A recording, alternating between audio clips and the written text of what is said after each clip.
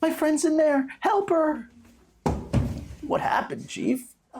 What always happens in this part of town? Research? Impact. Worse. Publishing. Q1. Please. Q1. Put the camera down. Please. Why don't they help them?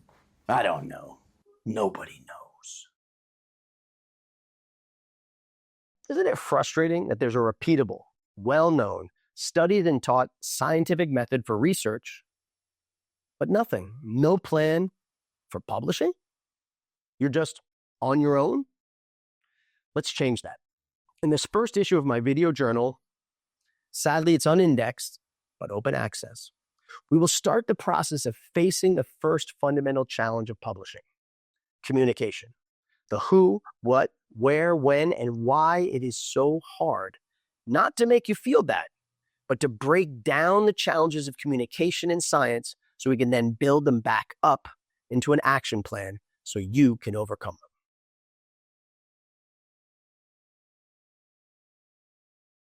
Nine years ago, I started working with you researchers.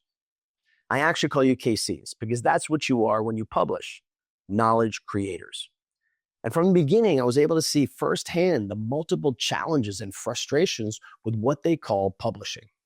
Ever since, I've been going deep and trying to demystify and systematize the process with a step-by-step, repeatable publishing action plan that guides you KCs through the publishing process and optimizes your impact. I'm Data Art, and let's see if we together can transform this phrase by changing that nasty P word to the F word. No, not that F word. Flourish. I want you KCs to publish and flourish. So I'm originally from the software world, a world composed of digital systems that organize data. And while tech has been quite in the news the last 30 years, in reality, it's just a tool to help us to understand. And it does that by enhancing one of the most important tools we human beings have: words. The words we use have power. They can inspire, direct, and propel us. But at times, they can distract, limit, and even restrict us. I always ask, do our words, our terminology, align with our goals? The first one I'd like you to question is the label they give you: a researcher. Of course, you do research, absolutely. But you do more than that. People research what shoes to buy. My daughter does research for her 5th grade projects. The difference with your research is that your study must be novel, that you are the first to research the topic. Now, everyone supposedly knows that, but I don't think most people understand what that means, and they definitely don't frame it properly. When a study is novel, it means you have created knowledge. Most people just repeat knowledge, and a lot of times it's not even knowledge that they are repeating. They definitely don't create it like you do. That is deep and heavy. So in that spirit, I invite you to take on a new title. I call you a KC because you are a knowledge creator. Now with that title, I ask you, how can publishing created knowledge not be challenging? How can doing deep and heavy work not be hard? Especially when one of its major challenges is one of the biggest challenges for any professional. Even though we have been doing it all of our lives, communication, the proper combination of words to convey specific advanced concepts, is hard. But one of the most intriguing things I noticed when I started working with UKCs was the level of importance of words in communication in science. I would work with KCs, at times with a previously rejected study that was then accepted. It wasn't knowledge, and then it was. The authors didn't go back to experimentation, didn't revise the research question. They just changed how and what they were communicating. And the more I thought about it, I just couldn't stop thinking of the famous paradox of the tree falling in the woods. You can create knowledge, but it's not knowledge until someone can properly hear and then understand the knowledge you created. And this presents something fundamental to science that is not properly framed nor explained.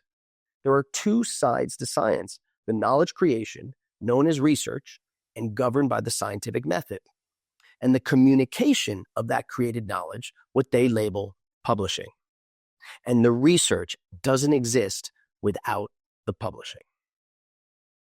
No, I'm not saying they are both equally deep and heavy, but I do say publishing, what I call sharing created knowledge, can't have all this power, denying or confirming knowledge creation if it's no big deal, if it's just a formality of science.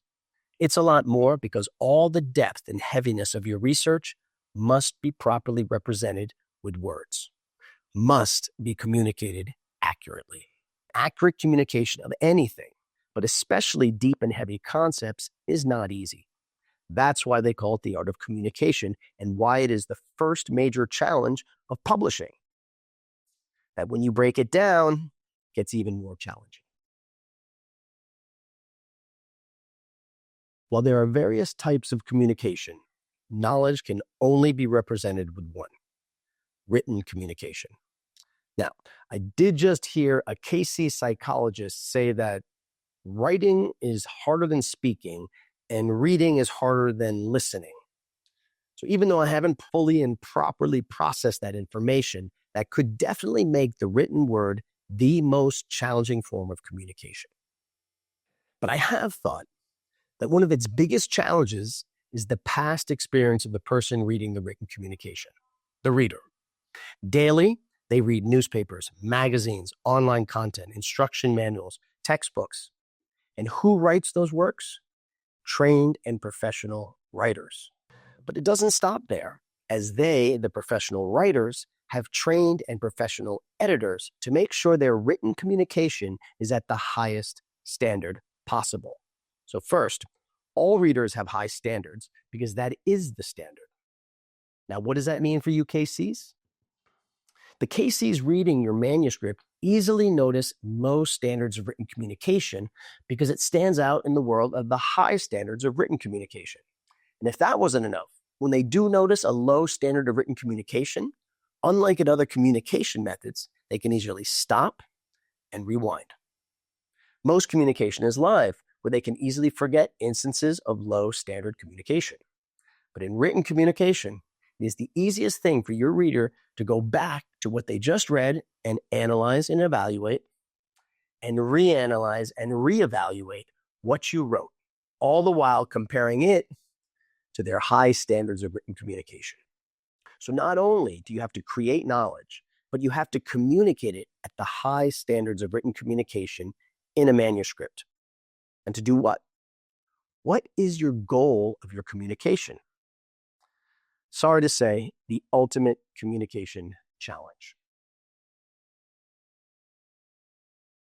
It is said that we communicate to form bonds with our community, share information, problem solve, and persuade. But if you think about it, persuade governs them all because no one will do any of the others if you can't persuade them to. Now, our ancestors have been living in communities and communicating for hundreds of thousands of years, but only a little bit more than 2,500 years ago, big communication revolutions were occurring. In India, China, Greece, Iran, and other places that had a lot of experience with bigger communities, thinkers were trying to not just do community and communication, but trying to understand how people do community and communication. They are different things, with the latter at times called conceptualizing. In this case, conceptualizing communication and persuasion. Now, as an example, I'm going to talk about my cultural corner of the world, the West, and specifically Greece. As they had cities and civilization with lots of people living together, they spent a lot of time publicly engaged in persuasion. There was a name for one of the most successful schools of persuasion, the Sophists, who expertly used the most established persuasion methods, with the first being ethos, appealing to authority. For almost everyone, this is probably the first persuasion tactic that they experience, first from mom and dad and the elders around you. So whatever your native language, it goes something like, "You should do and think as I say, because..." Now we fill in the blank, we're here with some authority figure, boss, dictator, chief, guru, "Said so. That's why I'm right." They also use the appeal to pathos, tapping into our evolutionarily tuned emotions as well, trying to make their audience happy, sad, proud, jealous, in order to persuade people, again, to do or think a certain way. But starting with the ethics study of Solon, before the Sophists, and then moving from their contemporary Socrates to Plato and then to Aristotle, the revolution I was speaking about started, and it was a blasphemy for the times. Again, I'm just talking about Greece, but it was happening in a lot of places, and these, shall we call them paleo-KCs, wanted to elevate another form of persuasion because anyone who remembers hearing, because I told you to, as a child, or worse, saying it as an adult, understands that at some point, authority and emotion stop working. And this is because neither adequately answers the most authority-challenging word ever uttered. Why? Nor the follow-up. But why? Now, I joke around and call it the why revolution, because after someone answers us with a couple of whys today, we realize we cannot respond or keep responding with ethos or pathos. We have to go to logos and appeal to reason, to logic. And what does that mean for UKCs? Throw another log on the fire of KC challenges, that you can only use 1/3 of the persuasion tactics available, and the one that is the hardest, reason. But wait, there's more. Who do you have to persuade? Have you ever received a rejection where they're using the most generous and even helpful words possible to scientifically, with logos, completely dismantle your study? They're probably not trying to destroy your study, but it does feel that way. It might be better to just have a desk rejection, emotionally speaking.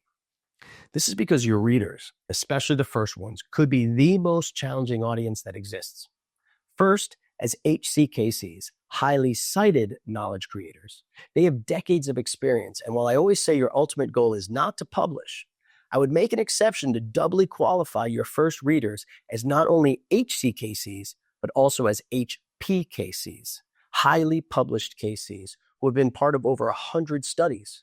And then on top of that, having read many thousands of scientific manuscripts over their careers. But that's just as HCKCs. What about as editors? They have years of experience evaluating thousands of scientific manuscripts, and as is well known, rejecting a majority of them. So let's recap this first round of challenges UKCs face. You have used the scientific method to create knowledge, and now you need to communicate it. 1, you have to persuade one of the most difficult audiences that exists, highly experienced experts in your field. 2, your goal is one of the hardest aspects of communication, not to entertain or inform, but to persuade. And you can only use 1/3 of the known persuasion methods, the most difficult one. 3, and that goal can only be achieved in the written word, which happens to be the most difficult communication method. 4, great research is nothing until it is communicated. It only becomes knowledge when it is communicated and communicated accurately. And then 5, this is because there are two sides to science that are not properly framed: knowledge creation, research, and the sharing of created knowledge, publishing. As such, they require distinct methods.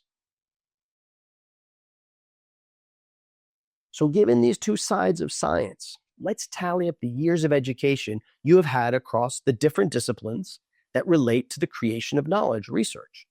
In math, probably 25 years. Science in general starts probably around 25 years as well. Even the scientific method, at least 10 years. And then a dedicated 5 years in your study area.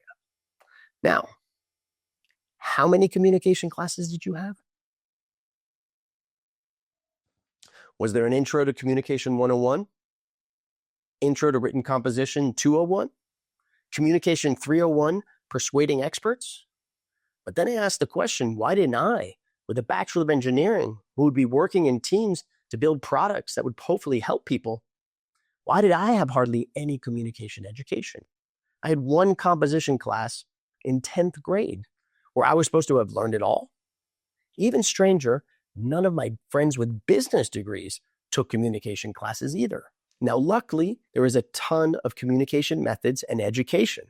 From the aforementioned Paleo KC Aristotle, who compiled the knowledge and information that he learned, publishing in the old school way with this book. And it doesn't stop there. As over the last 2,000 years, thinkers all around the world have been debating and defining communication and persuasion all the way to blogs and videos today. To give a high-level example, there are 7 different degrees offered by universities for the variety of different writers that exist. The great thing is UKCs, well, because I'm involved in this, we don't need to get into all of these degrees. We can pick and choose what makes sense for science. I'm constantly evaluating and adding new communication mindsets, strategies, and tactics to my methodology, this publishing action plan that we're building. Because communication is a monster part and a monster challenge of not only publishing, but sharing created knowledge. You've got the start of a rough, super rough plan here. Written composition, persuasion through reasoning, HCKC editors evaluating us. If we break these down deeper, we'll get strategies and tactics to use to build up our action plan, because the first step of any plan is understanding your challenges. The dragons in front of you. It's an instructive analogy, again from my corner of the world, because the mythical dragon always protects gold. But as usual, when doing deep and heavy work, the challenges, the dragons, just keep coming.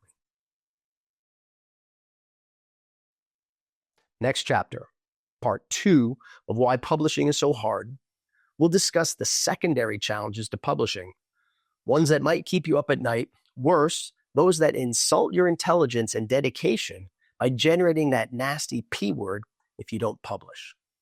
And we'll keep defining a terminology, changing the words we use for the goals at hand, because you don't want to just publish. You want to share created knowledge. And we'll keep mapping out how to do that. Most importantly, next chapter will uncover the ultimate and defining challenge of sharing created knowledge. One that, like scientific communication, is not properly framed, not well conceptualized, but is absolutely required in all manuscripts. So I do need to tell you, while I talk a lot about theory and fundamentals, I will be talking about mindset, strategies, and tactics. But I am not here to talk about tricks, hacks, cracking some code, or the worst, how to publish in high-impact journals. I'm not against them. Well, the last one is never answered correctly and is just clickbait. But if the others work for you, use them. I've seen great information in them. It's just that here, we acknowledge that deep and heavy work, especially its communication, requires time and patience. This is your career, so this is going to take time to unpack, understand, and then order into a repeatable action plan that guides you. Rome was not built in a day, is what we often say in the West, but I prefer to leave you with my favorite proverb from the East. And sadly, it's required for deep and heavy work. The hard way is the easy way, and the easy way is the hard way. So I appreciate your time and hope that this small bit of information can help you, as my methodology helps hundreds of other KCs in the navigation of the complex world of publishing and the optimization of your impact. Your help would be so valuable to me if you could cite me the YouTube way. It's an easy open access subscription, and I'll be loading up a bunch of issues in this first round, so click the bell to get notified. And please, comment below, because your feedback can help me improve this journal for KCs, just like it was KC feedback that helped me build and helps me continually improve my methodology, applied scientometrics. You tell me your challenge, I try and solve and systematize it, and then share it in my methodology, and now make a video. If you'd like to explore working with me, you can use the email below. I normally work through your university administration with department or research chairs or directors, but I also work directly with UKCs. There's another email below to receive a transcript of this issue, and here's a playlist for other issues. Ciao for now, KC Power.